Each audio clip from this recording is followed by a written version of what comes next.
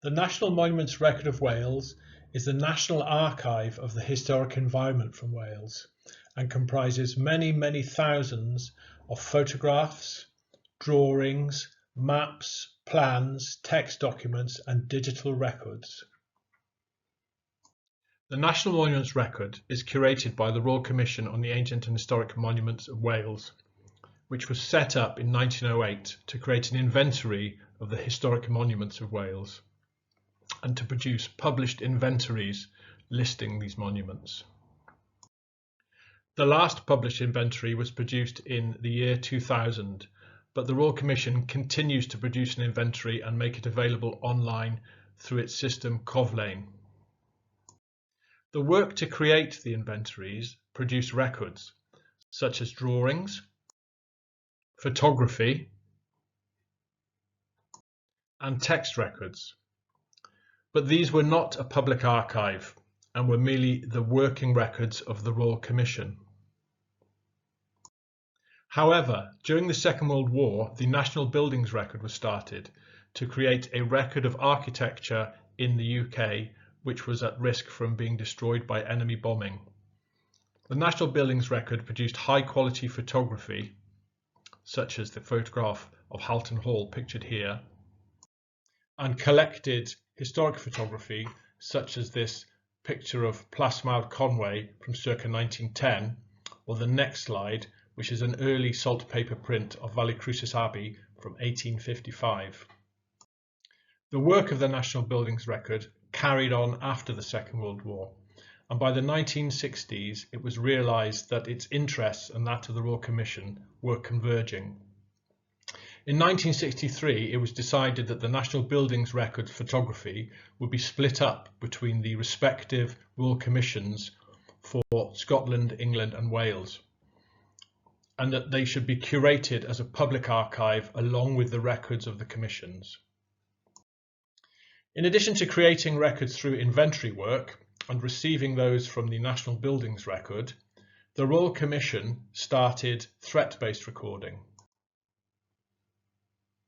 creating records of sites which were in danger of disappearing, particularly industrial sites such as the one pictured here, Kidwelly Tinplate Works, pictured in 1970. At around this time, the Royal Commission also received records from the Ordnance Survey's archaeological section, the section responsible for the depiction of archaeology on Ordnance Survey maps. These records constitute the foundation collections for the National Monuments Record of Wales, which is now a professionally run public archive. Since its foundation, it has continued to grow, collecting records relating to the historic environment from many sources, and is now a major national collection. So we'll now take a look at some of the highlights from the National Monuments Records collections. One of the most used collections in the NMR are the site files. These comprise small surveys of sites produced by NMR investigators, which typically include sketch plans, photography and map extracts, and individually donated records which fit into the files, such as historic postcards, copied text extracts or other photography. We also have a large general drawings collection which comprises many thousands of drawings from different sources, including the Commission's own work, particularly in reconstruction and cutaway drawings. This is something that we've specialised in over the years, particularly in relation to architecture, but also archaeological sites such as the hill fort pictured here, though the collection may also contain drawings from external sources such as commercial surveys. The Royal Commission continues to produce reconstructions and cutaways, but now does this digitally, and the records ensuing from this work comprise an important part of our digital collections. The technique has proved particularly effective in recording both architecture and industrial sites. Royal Commission archives may also be produced through special project work, such as the recording of particular site types, in this case chapels. Nonconformist places of worship are of particular importance to Welsh history and culture, but are also under threat. The Royal Commission's Chapels project was an attempt to make a full record of this site type for Wales. We also hold archives of drawings from other bodies working in the historic environment in Wales, such as CADW. Their guardianship monument drawings are being transferred to the National Monuments Record of Wales and comprise important drawings of sites in CADW guardianship. Some of these are quite early and date back to the Ministry of Works. We're an official place of deposit for public records and consequently can hold such collections. We hold other records coming from government agencies such as the Property Services Agency. But we also hold graphic records from academic sources. Of particular interest are the Welsh School of Architecture drawings. These were produced by the student body in their coursework from the 1960s, 70s and 80s. The collection comprises high quality illustrations of architectural sites, the majority of which are in Wales. In addition, we hold some records from commercial architectural practices. Herbert L. North was a well-known architect working in the arts and crafts style based in North Wales. We also hold some graphic collections in a more artistic vein. The Falk and Hildred archive was purchased through a specially funded HLF project. Falk and Hildred is an artist based in Blaenau Ffestiniog in North Wales and is specialised in illustrating the slate industry, as well as other industrial sites and urban landscapes, particularly in North Wales, such as the Llyn Estate workshops illustrated here. Photographic records are a very important part of the National Monuments Record, and in addition to our own photography produced through the work of Royal Commission investigators, we hold several special collections from various sources, including government sources such as this one from the Central Office of Information. Of particular importance is the John Cornwall collection. John Cornwall was a professional photographer who was employed by the National Coal Board to create a photographic record of their mines, particularly in Wales. The collection comprises fantastic images, particularly those of men working underground. Private photographic collections are often donated to the National Monuments Record. Of particular significance is the Rokeby collection. The Reverend Rokeby was a railway enthusiast who created a photographic record of all the halts and stations on railways in the UK, the Welsh sections of which are now in the National Monuments Record. This is important because his photographs predate the beaching cuts and so comprise a very full record of a now largely disappeared railway infrastructure. Other privately produced collections have also formed important contributions to the National Monuments Record of Wales, such as the REK notebooks. REK was an amateur antiquarian who, from a schoolboy until old age, undertook a series of walks around Wales and the borders. During these walks, he meticulously illustrated and noted sites of antiquarian interest, leaving a considerable body of work which was then donated to the National Monuments Record. Some of our most used collections are our aerial photographs, which derive from a number of sources, including the Royal Air Force, particularly the large survey of the UK undertaken at the end of the Second World War. Pictured here are surplus Navy vessels abandoned, ready to be broken up in Milford Haven from 1946. Another large set of aerial photography derives from those produced by the Ordnance Survey in the course of their mapping work. Pictured here is Pembroke Dock from 2001, showing how urban development and a golf course are encroaching upon a Victorian barracks. Another significant collection making up our aerial photographic holdings is the Aerofilms archive. Aerofilms were one of the first commercial aerial photographic companies, set up in 1919. In the early 2000s, their entire collection was put up for sale, and in a consortium with ourselves, the Royal Commission on Ancient and Historic Monuments in Scotland and English Heritage, a bid was made to the HLF Lottery Fund, which allowed us to purchase the collection. The Welsh sections of the Aerofilms collection comprise good coverage of the whole of Wales, offering a fascinating insight into the townscape and landscape development of Wales from the 1920s up until the early 2000s. Here we can see the National Library of Wales in 1932 without any of the urban or university development which now surrounds it. In addition to the externally produced aerial photographic collections, the National Monuments Record of Wales also curates the aerial photographs produced through the work of the Royal Commission itself.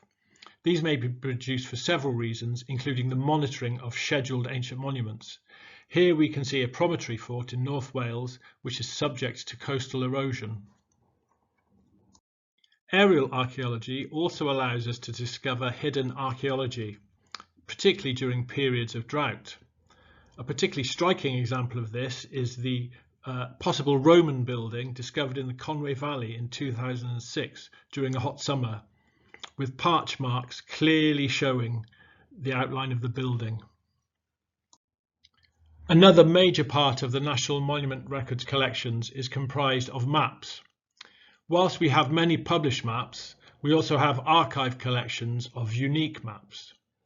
Of particular interest are the second edition master maps from around 1905 produced by the Ordnance Survey. These are not printed maps, but are drawn onto blue printed versions of the original edition. This technique allowed a new edition to be drawn without having to slavishly draw out from scratch the entire map. Anything that had disappeared could simply be left out and new features could be drawn in. The map was then photographed in a process which could not recognise blue, giving you a new edition. But this has left us with a fascinating insight into changes that have occurred between the first and second editions. For example, at Maes where outbuildings of the house have disappeared and planting has changed. One of the biggest generators of new material donated to the National Monuments Record derives from archaeological and architectural work undertaken through the development control process.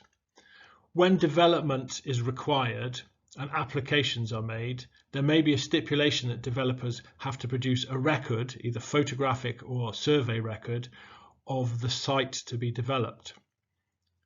The resultant photographic surveys or archaeological surveys are then deposited at the National Monuments Record of Wales. As can be seen here, where work on Chapel Bay Fort in Pembrokeshire required a photographic survey to be deposited. Such work also generates survey reports, known as grey literature, and the National Monuments Record of Wales is the national home for such records.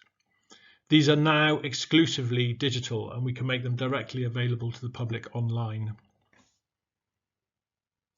And in relation to digital archives, the Royal Commission now exclusively uses digital means to produce its surveys, often employing cutting-edge techniques, in this case LiDAR and digital photogrammetry, to allow us to create three-dimensional models of hill forts in South Wales. The records we receive are now almost exclusively digital, and digital archiving is one of the big growth areas of the National Monuments Record of Wales. Archives created through archaeological excavation are a major part of the holdings of the National Monuments Record, and we have archives derived not only from the Royal Commission's own excavation work, but those undertaken by other bodies working within Wales. So we'll now have a look at some examples of this. Throughout its history, the Royal Commission has been involved in several important archaeological excavations. Of particular interest is the excavation of the large hill fort overlooking Aberystwyth, Pendinas, which was undertaken in the 1930s by Darrell Ford. And interestingly, in the last year, a community excavation was undertaken by the residents of Penparcau to revisit his findings. In addition, the Royal Commission has been involved in the excavation of several castles over the years, not least Sycharth Castle in Denbighshire, which was the motte of Owain Glyndwr, and was excavated by the Royal Commission in the 1960s. Such excavations generate a wealth of data and records, including drawings, photography, and measured survey. In recent years, the Royal Commission has again been involved in archaeological excavation, this time as part of its major European-funded project, CHERISH, to look at the archaeology of the headlands and islands of the Irish Sea. We now use digital techniques to record the results of such survey, in this case GPS, to create three-dimensional recording of trenches from an excavation on Skomer Island. These records are all held by the National Monuments Record of Wales and are part of the growing digital collections. The CHERISH excavations are also making extensive use of drone photography to record their findings, as can be seen here in the stunning shot of the Iron Age roundhouse revealed in the 2021 excavation. And here showing the CHERISH excavation of Carfau Pontypridd Fort, also in 2021. All this photography is available through the National Monuments Record of Wales. As well as the archives produced by the Royal Commission's own archaeological investigation, the National Monuments Record holds archaeological excavation archives produced by many bodies working in Wales, particularly those derived from the development control process. One good example and a major excavation is that of Parc Brynhegyn on Anglesey, the excavation of a prehistoric site undertaken by the Gwynedd Archaeological Trust. Here we see examples of the sort of records that comprise a modern archaeological excavation archive. These are exclusively digital and include thousands of photographs, measured drawings and other survey outputs, reports and databases. These are all part of the growing digital holdings of the Royal Commission. So to finish, just a reminder that the archive catalogue, the site records and the digital or digitised records from the archive can all be searched and accessed online using our Covlane web facility. Thank you.